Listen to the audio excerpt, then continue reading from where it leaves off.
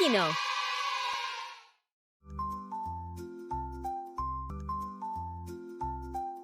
Nolan loved playing all day. He built tall towers, erased toy cars, and colored bright pictures. But oh no, his room had turned into a jungle of toys. Mom walked in and nearly tripped over a block. Oh no, Nolan. It looks like a tornado came through here. Nolan looked around at the mess and let out a big sigh. Cleaning is boring, Mommy. Mom knelt beside him and smiled. But did you know? A clean space is a happy place. When we put things away, we can find them easily, keep our favorite toys safe, and have more room to play tomorrow. Mom had an idea to make cleaning fun. Let's make it a game. We'll set a timer. Let's see if we can clean up before it runs out.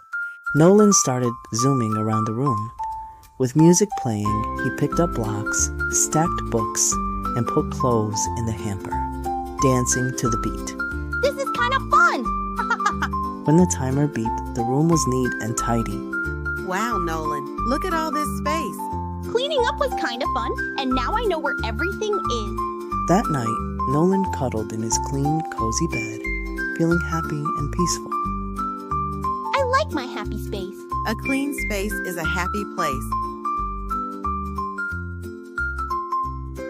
Good night, my love bug. Wow, Nolan did a great job tidying up. Remember, a clean space is a happy place. And when we clean up after ourselves, we make our rooms safe, fun, and ready for tomorrow. Cleaning can be fun. Let's all try it at home. Thanks for watching. If you like this story, give us a thumbs up and don't forget to tidy up your own space.